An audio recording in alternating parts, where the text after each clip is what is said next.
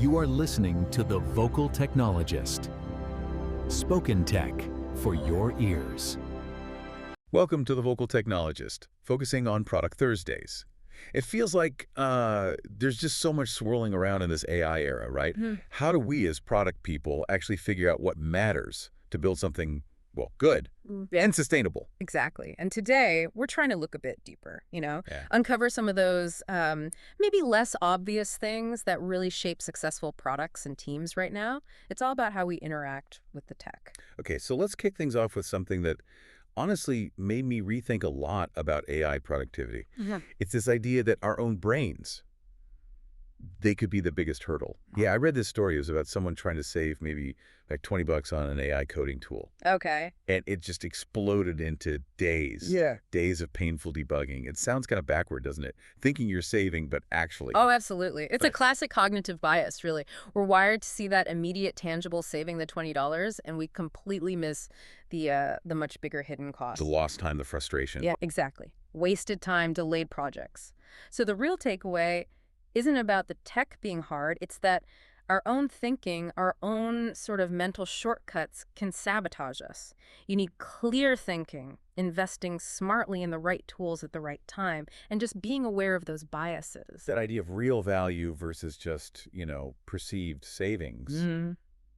Gets super interesting when we talk about charging for AI. Right. Monetization? Yeah, because how do you price something when its value is just wildly different depending on who's using it? Like AI processing maybe 50 emails for one person. Probably 5,000 for another. Yeah. Or think about a document tool. Maybe 100 pages for a small team, but then 100,000 for a big company.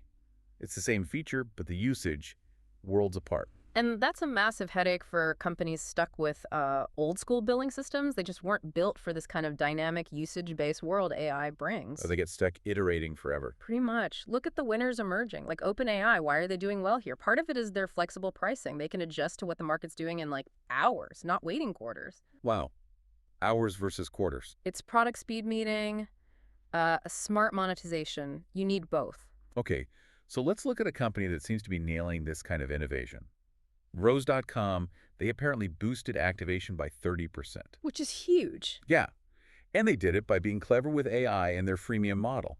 They built onboarding around actual tasks users wanted to do, not just, pointing out buttons. Real jobs to be done. Makes sense. And they even did login-less onboarding. So high-intent folks could jump right in, try key features, without even making an account first. Talk about lowering friction. Yeah, and that really taps into a bigger trend, doesn't it? Yeah. AI is making powerful tools more accessible. It's democratizing creation, embedding itself everywhere. Right. So companies like Rose, they're smart. They're leveraging how fast tech gets adopted now, using things like social media. It's how AI startups can grow so quickly, make it easy, make it valuable up front. Okay, switching gears slightly, but still related. Yeah. Let's talk about winning at product management itself. It feels so easy to get, bogged down in busy work. Oh, definitely. The daily grind. But the key insight isn't just doing more stuff, right? It's about radically cutting back. Every extra meeting, every backlog item that isn't essential. It's not just noise. It's like a tax on real progress. Opportunity cost. Yeah.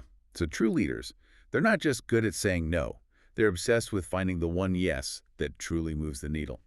Leading with context, keeping backlogs super lean, maybe even overestimating forecasts a bit. Being conservative, yeah. And just ruthlessly cutting meetings to give people focus time. And that focus, it ties straight into company strategy, doesn't it? Strategy often fails, not because the idea is bad, but because there's no shared reality. People aren't working off the same facts, or they don't really understand the game they're supposed to be playing. Or they're just afraid to commit. Or afraid to commit. Exactly. You need to close those gaps in understanding and then just make decisive moves, even when things aren't perfectly certain, which they rarely are. Which brings us to the human side of all this.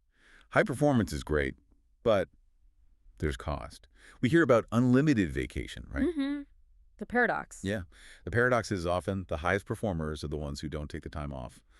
They're on the fast track, maybe, but it could be a fast track to burnout. You're absolutely right. And sustained impact, truly long-term high performance, it requires breaks. It requires planning for recovery, proper delegation, and importantly, leaders who actually model that behavior. Lead by example. Take the vacation. Exactly. Normalize it. Otherwise, that high performance just isn't sustainable. It's a tough lesson. Wow. Okay. We've covered a lot of ground. from our own brain quirks getting in the way of AI to smarter ways to price it and what really matters in product leadership. Thanks for joining us for this exploration. Yeah, this was great. And maybe just a final thought for you listening. Think about whether the biggest hurdle to you getting extraordinary results is really a lack of information, or is it chasing learning that feels good, that's entertaining, instead of the essential stuff that actually drives outcomes? Are you building those products that people just love, that pull them in and keep them because you truly get what they value, something to chew on? Spoken Tech for your ears.